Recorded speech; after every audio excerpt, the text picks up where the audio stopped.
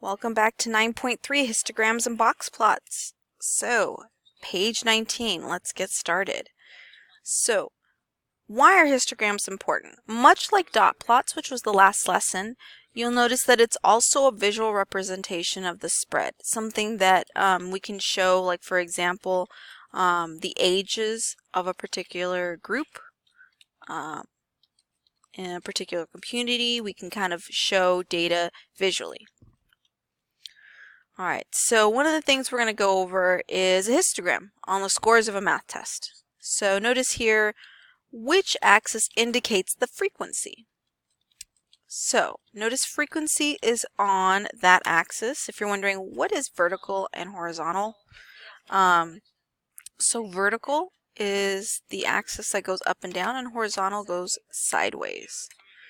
So that would be which one? Vertical, yeah, because it's going up and down. Whereas the horizontal axis, which is right there, is the frequency or test scores. Test scores. How is the horizontal axis organized? The horizontal axis is organized in groups of, so from 60 all the way to 69. How many numbers is that? Well, 60, 61, 62, 63, 64, 65, 66, 67, 68, 69. So how many numbers was that? 1, 2, 3, 4, 5, 6, 7, 8, 9, in groups of 10. So it says how many scores are in interval 60 to 69. So right now, kind of see how tall you think this bar is, how tall you think that bar is, how tall you think the third bar is, and the fourth bar. Pause and do that now. And unpause, we should have gotten 3, 9, 12, and 7. And it says how many test scores were collected, how do you know? So what we could do is we can take all these frequencies and add those up to figure out our total. Go ahead and do that right now. I know I'm not going to do that for you, so make sure you're doing that. Alright, on the next one, they're giving us a graph of Maria's vacation days. Maria's taking a vacation. And this is how many, essentially, vacations she's taken. They don't say over the course of what year, 10 years, but she's taken various vacations, and they range from 4 to 6 days, 7 to 9 days, 10 to 12, 13 to 15. I'm noticing as the days kind of keep going up, she kind of takes fewer longer vacations and a lot of short ones.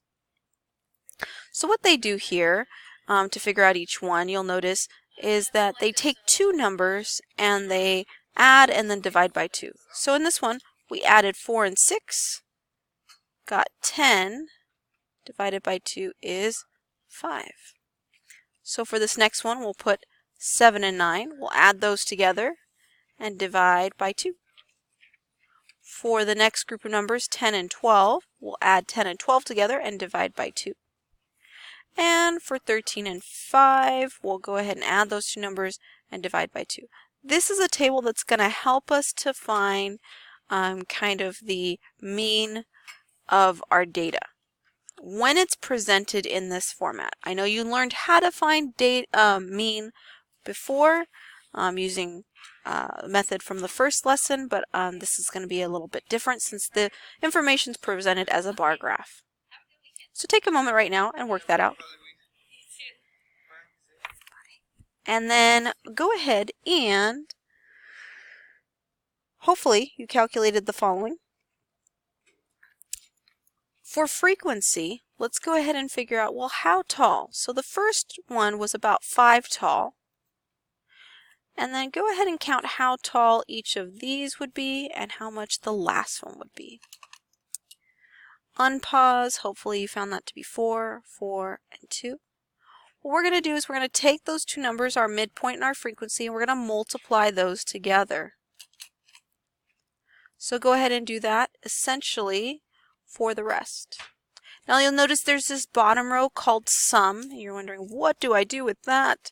So the word sum means to add. So we're going to add up all of these numbers here. So take a moment to do that. That would be 15. Let's go ahead and multiply out the midpoint and frequency for each of our rows. And take a moment, pause, and do that now.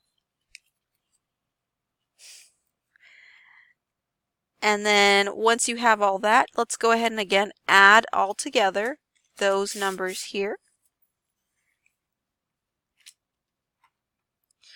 Once you have those two numbers, we're going to do step 2, which is to take our sum of our products, which was 129, and the sum of our frequencies, which was 15, and divide that out.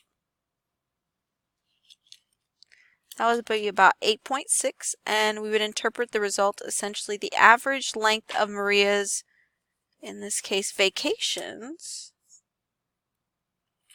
is 8.6. All right.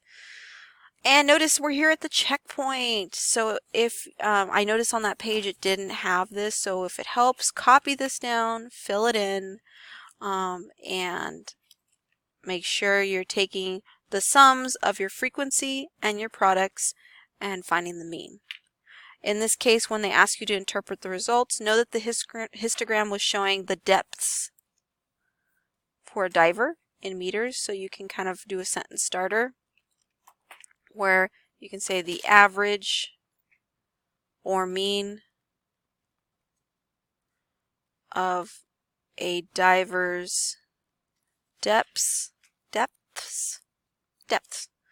is, and then I didn't calculate that out, so that's why it's blank, but there's that. And then just know that the homework's kind of the same, so you might need to do that. That's why there's only 3, because essentially each one of those 3, that's a lot of steps. Yep.